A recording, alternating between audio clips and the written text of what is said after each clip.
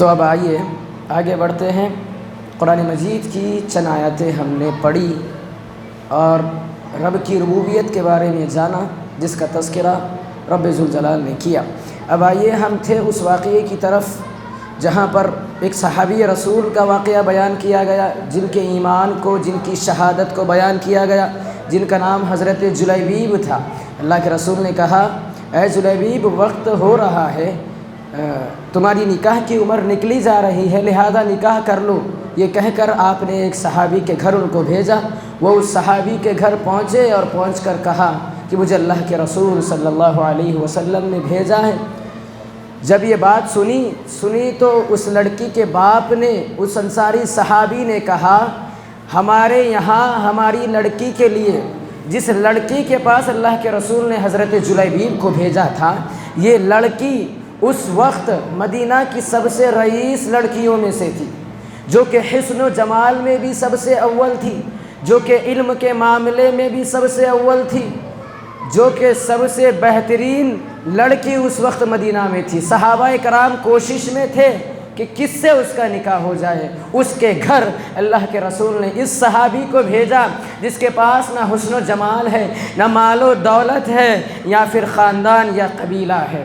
صحابی گئے، جا کر کے ہاتھ مانگا۔ باپ کہتا ہے، تیری اتنی جرت، میرے گھر آ کر میری بیٹی کا ہاتھ مجھ سے مانگتا ہے۔ کہنے لگے، اللہ کے رسول صلی اللہ علیہ وسلم نے مجھ کو بھیجا ہے۔ تو کہتے ہیں، اپنی بیوی سے مشورہ کر لیتا ہوں۔ جب اس لڑکی کی ماں سے پوچھا گیا تو اس کی ماں کہنے لگی، دنیا کا آخری لڑکا بھی جلیبیب بچ جائے تب بھی اس سے نکاح نہیں کروں گی۔ آج ہمارے پاس بھی یہاں معاملات ہوتے نا، لڑکا کیسا ہونا بولے تو ویل ایجوکیٹڈ ہونا، پڑھا لکھا ہونا، ڈاکٹر ہونا، انجینئر ہونا۔ بے شک ایسے ہی رشتے تلاش کرو اپنے لیے، لیکن ایک چیز یاد رکھو، اگر وہ ڈاکٹر ہے، دنیا کا کتنا بڑا ڈاکٹر کیوں نہ ہو، کتنا بڑا سائنسدان کیوں نہ ہو، اگر اس کے اندر دین نہیں ہے، اگر ایمان نہیں ہے، تو یاد رکھو ایسے رشتے، ایسے ناطے تمہیں جہنم کے گڑھے تک لے کر کے جائیں گے۔ آج ہمارا معاملہ کیا ہے؟ ہماری ماؤں اور بہنوں سے کہا جائے، بیٹی جوان ہو رہی، نکاح کر دو، بولے تو کیا بولتے؟ اچھا لڑکا بھی تو ملنا نا جی، پورے مولویاں ہی مل رہے، کہاں سے کرنا؟ ہم کو داڑھی رکھنے والا لڑکا نہیں ہونا، ہم کو کرتا پائجامہ پہننے والا نہیں ہونا، ہم کو دیندار نہیں ہونا، ہم کو ہماری رسم و رواجات سے روکنے والا نہیں ہونا، ہم کو یہ بولنے والا نہیں ہونا یہ غلط ہے، یہ مت کرو۔ رب کا کلام تم کو اس بات کی اجازت نہیں دیتا، نبی کا دین تم کو یہ نہیں سکھاتا کہ تم یہ رسم و رواج کرو۔ اگر دیندار کو کرے تو یہ ساری باتیں بولتا نا جی انہیں، اس لیے ہمارے پاس مسئلہ یہاں گڑبڑ ہوتا۔ تو اس صحابی کی بیوی کہنے لگی، دنیا کا آخری لڑکا بھی جلیبیب بچ جائے تو اس سے اپنی لڑکی کا نکاح نہیں کروں گی۔ ہمارے پاس کتنے بڑے بڑے لوگوں کے نکاح کے نامے آئے، کتنے لوگوں نے ہمارے یہاں رشتے بھیجے، لیکن ہم نے کسی کو قبول نہیں کیا۔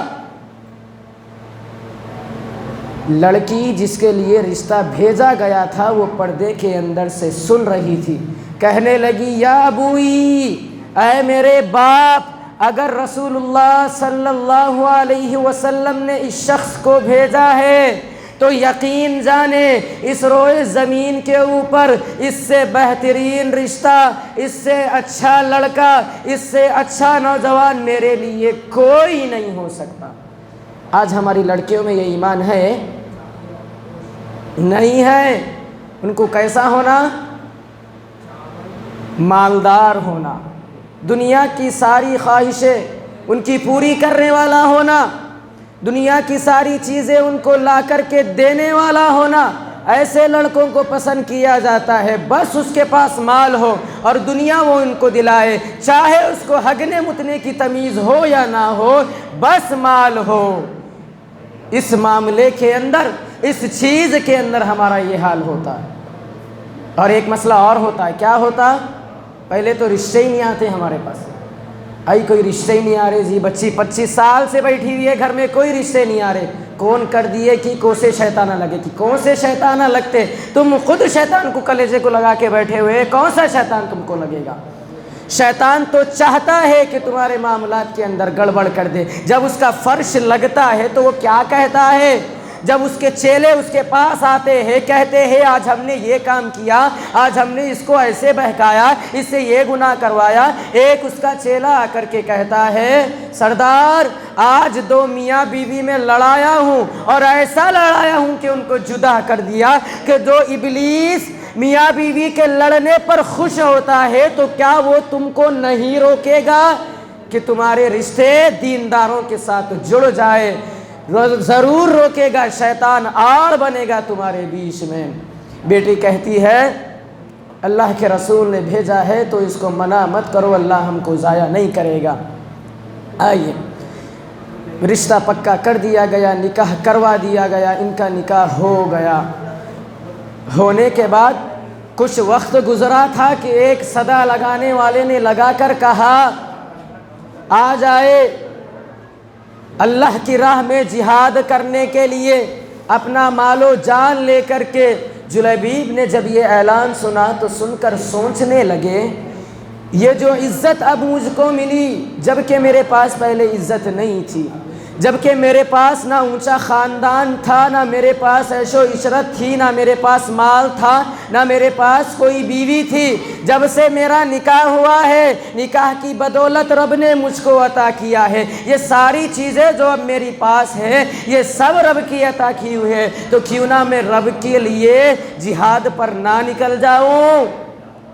نوجوانوں سنو، تم سے مخاطب ہوں، یہ ہوتا ہے ایمان جو کہ دلوں کے اندر صحابہ کرام کے تھا۔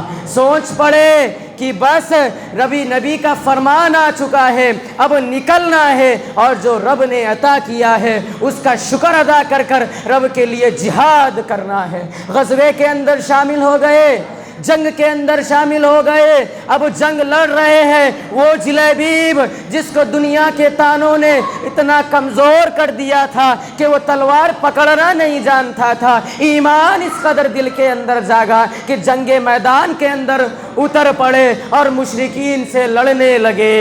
اللہ کے رسول صلی اللہ علیہ وسلم اور جلیبیب کا آمنا سامنا ہوا، دونوں کی سواری آمنے سامنے آ کر کے رک گئی۔ آپ نے پوچھا ہے جلیبیب تو یہاں ہے، تو یہاں کیا کر رہا ہے؟ کہتے ہیں اے اللہ کے رسول ایک ندا لگانے والا لگا کر کہہ رہا تھا آ جاؤ جو مال ہے لے کر کے اللہ کی راہ میں جہاد کرنے کے لیے، تو میں آ گیا اور جہاد کر رہا ہوں۔ اللہ کے رسول بڑے خوش ہوئے اور کہے جا جلیبیب اور جو رب کے دین کے دشمن ہیں ان کے وجود کو مٹا دے۔ جلیبیب نکل پڑے۔ جب جنگ ختم ہوئی تو اللہ کے رسول نے فرمایا لوگوں دیکھو تمہارے خاندان والوں میں کون ہے جو کہ شہید ہوئے ہیں؟ صحابہ نے کہا اے اللہ کے رسول کوئی نہیں ہے جو کہ شہید ہوا ہے۔ اللہ کے رسول نے پھر فرمایا اے لوگوں میں جلیبیب کو ہمارے درمیان گم پاتا ہوں، جاؤ دیکھو جلیبیب کہاں ہے، اس کو تلاش کرو، ڈھونڈ کر کے لے کے آؤ۔ صحابہ کرام میدان کے اندر پھیل گئے، جلیبیب کو ڈھونڈنے لگے۔ جب جلیبیب کی لاش کا پتہ چلا، یہ پتہ چلا کہ جلیبیب لڑا اور لڑتے لڑتے رب کے دین کے لیے شہید کر دیا گیا، اور شہادت بھی ایسی کہ زمین پر جہاں ان کی لاش ہے اس کے ارد گرد 7 لوگوں کی لاشیں جو کہ مشرکین تھے، جن کو جلیبیب نے اپنی ایمانی طاقت سے مار گرایا تھا، ان کی لاشیں پڑی ہوئی ہے۔ اللہ کے رسول کو بتلایا گیا جلیبیب شہید ہو گئے۔ اللہ کے رسول آئے، آ کر کے جلیبیب کے سر کو اٹھایا اور اپنی ران پر رکھ لیا۔ اللہ اکبر! کائنات کا امام ہے وہ شخص جس کی بدصورتی کی وجہ سے اس کے دوست و احباب اس سے ملاقات کرنا پسند نہیں کرتے، اس شخص کے ایمان کی بنیاد پر نبی کو ایسی محبت ہے کہ جب شہید ہو گئے تو اٹھایا اور اٹھا کر کے ان کے سر کو اپنے پاؤں پر رکھ لیا اور کہا اے لوگو یہ وہ جلیبیب ہے جس نے اس مدینہ کی سب سے رئیس لڑکی جو کہ اس کے نکاح میں آئی تھی اس کو چھوڑ کر یہ جہاد کے لیے آیا ہے۔ لوگوں یہ وہ جلیبیب ہے جس نے اپنی جان رب کے لیے لگا دی اور اس نے 7 کو مارا۔ ایمانی طاقت جب آتی تو بندہ اتنا طاقتور ہو جاتا جو تلوار چلانا نہیں جانتا تھا 7 کی لاشیں گرا چکا ہے۔ اللہ اکبر! یہ ہوتی ہے ایمانی طاقت۔ اللہ کے رسول صلی اللہ علیہ وسلم بہت ہی غمگین ہوئے اور کہنے لگا ھذا منی وانا منک۔ آپ نے فرمایا لوگوں کان کھول کر کے سنو، اے لوگوں یہ جلیبیب ہے، میں اس سے ہوں اور یہ مجھ سے ہے۔ اللہ اکبر۔ اللہ کے رسول صلی اللہ علیہ وسلم فرما رہے ہیں میں اس سے ہوں اور یہ مجھ سے ہے۔ جلیبیب کو اللہ کے رسول نے اپنا بنا لیا، اپنا رشتہ دار بنا لیا۔ اس سے بڑی عظمت، اس سے بڑی شہادت بتاؤ لوگوں اور کیا چاہیے؟ جب جلیبیب شہید ہوئے، آپ جلیبیب کو سر کو لے کر کے بیٹھے ہوئے ہیں، آپ غمگین ہیں، رو رہے ہیں، آپ کی آنکھ میں آنسو ہے۔ بس کچھ دیر کا عرصہ گزرا تھا، آپ مسکراتے ہیں اور ایسے سر پھیر لیتے ہیں جیسے کوئی شخص کچھ شرما کر سر پھیر لیتا ہے۔ تمام کی توجہ چاہتا ہوں، اب اس چیز کو غور سے سنیں۔ اللہ کے رسول صلی اللہ علیہ وسلم نے اپنا سر پھیر لیا ایسے جیسے کوئی شخص کوئی چیز دیکھ کر شرما گیا ہو اور اپنے سر کو پھیر لیا ہو۔ صحابہ نے پوچھا اللہ کے رسول کیا مسئلہ ہے، کیا بات ہے؟ آپ صلی اللہ علیہ وسلم فرماتے ہیں میرے بھائیوں غور سے سنیں، میں یہ دیکھ رہا ہوں کہ آپ لوگوں کی توجہ مجھے نظر نہیں آ رہی۔ میں تمام سے درخواست کرتا ہوں کہ توجہ دے، رب کی آیتیں، نبی کی احادیث سنا رہا ہوں، یہ جو لغویات ہے ہم اس کو باہر بھی کر سکتے ہیں۔ کچھ دیر میں اپنے عنوان کو سمیٹوں گا تو گزارش ہو کہ توجہ دے۔ اللہ کے رسول صلی اللہ علیہ وسلم بیان فرماتے ہیں، اللہ کے رسول صلی اللہ علیہ وسلم کہتے ہیں اے لوگوں میں دیکھ رہا ہوں کہ اللہ نے جلیبیب کو جنت کے اعلیٰ مقام عطا کیے ہیں، جنت کے اونچے درجے پر رب نے جلیبیب کو فائز کیا ہے، اور جنت میں یہ اعلان کیا ہے کہ جنت کی حوروں کا نکاح اللہ جلیبیب سے کرنے والا ہے۔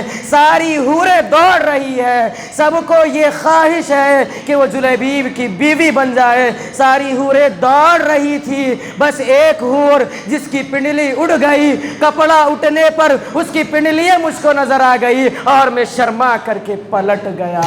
اللہ اکبر۔ یہ وہ جلیبیب جس کے لیے رب ذوالجلال نے جنت میں اعلان کر دیا کہ ہم حوروں کا نکاح جلیبیب سے کرنے والے ہیں، ساری کی ساری حوریں دوڑ رہی ہے اس غرض سے کہ جلیبیب کا نکاح ہو جائے۔ میرے بھائیوں دنیا کی زینتوں پر ہم مر مٹتے ہیں، جو ایمان کے ساتھ ہو اس کا مقام رب کے نزدیک یہ ہے، اللہ جنت کے اعلی مقام میں داخل کرتا ہے۔ جلیبیب کی زندگی میرے اور آپ کے لیے نمونہ ہے، رضی اللہ عنہم ورضوا عنہ۔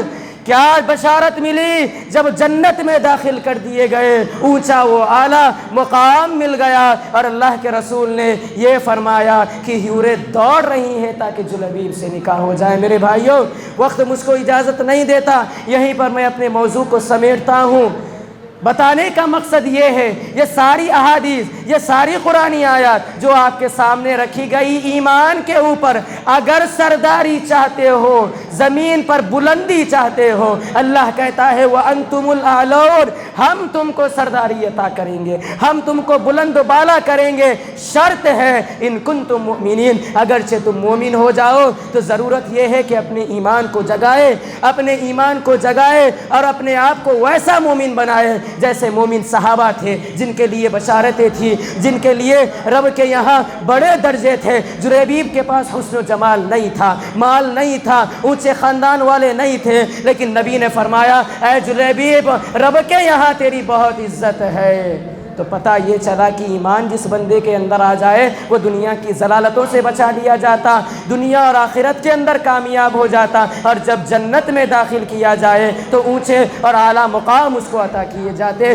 ایمان کی یہ بدولت ہے، ایمان کی یہ طاقت ہے۔ تو میرے بھائیوں ایمان اپنے اندر پیدا کر لو، رب کی ذات ہے جس سے مانگنا ہے، رب کی ذات سے مانگو۔ اللہ کہتا ہے یہ میری رحمت ہے جس کو زمین و آسمان میں گھیری ہوئی ہے، تو رب کی ذات سے نا امید نہ ہو، دعا کرتے رہو اللہ تو نفس کا تقوی ہم کو عطا کر، ہماری نفسوں کے اندر جو برائیاں آ چکی ہے مولا تو ان برائیوں کو نکال دے۔ یہ دعا کرتے رہے اللہم آتی نفسی تقواہا، یہ نبی کریم صلی اللہ علیہ وسلم یہ دعا مانگا کرتے تھے۔ ہمیں بھی چاہیے کہ یہ دعا مانگے، لیلۃ القدر جس کو ہمیں تلاش کرنا ہے یہ مل جائے تو دعا مانگنے کا حکم ہے۔ اللہم انک عفو تحب العفو فاعف عنا، اس دعا کو کثرت سے پڑھا کریں۔ یہ راتیں جن کے اندر میں اور آپ شامل ہیں، شاید ہو سکتا ہے جو پچھلی رات گزری ہو یا پھر یہ ہو یا پھر آنے والی جو 3 راتیں ابھی باقی ہیں ان میں سے کوئی ایک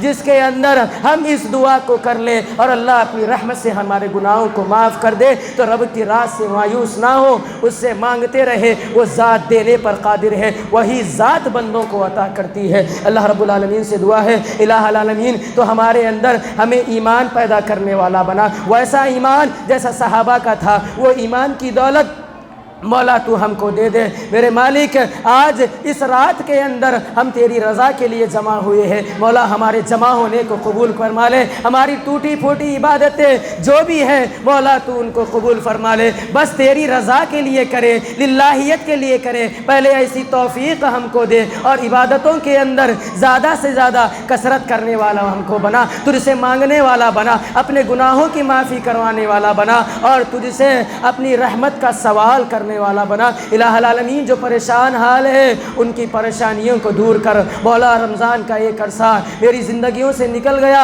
ہماری اور آپ کی زندگیوں سے جا چکا ہے، اب یہ آخری عشرہ بچا ہے، مولا بس اس عشرے کے اندر ہمیں تو خوب نیکیے کرنے والا بنا اور خوب مانگنے والا بنا۔ اللہ جو گناہیں ہم سے ہو گئی اللہ تو معاف کرنے والا ہے، تو معافی کو پسند کرتا ہے، لہٰذا تو ہم کو معاف کر دے، اللہ ہمارے گناہوں کو بخش دے، اللہ ہمارے درجات کو بلند کر، اللہ تو ہمیں بھی نیکوکاروں کی صف میں شمار فرما دے، اللہ تو ہم پر اپنی رحمتوں کے دروازے کھول دے۔ الہ العالمین تو جب تک ہم کو رکھے ایمان کے ساتھ رکھ اور جب ہمارا خاتمہ ہو تو ایمانی کی حالت میں ہو اور ہم ایمانی کی حالت میں تیری طرف لوٹائے جائے۔ وقولوا قولی ھذا واستغفر اللہ لی ولکم ولسائر المؤمنین من کل ذنب واستغفروا انہ هو الغفور الرحیم۔ السلام علیکم ورحمۃ اللہ وبرکاتہ۔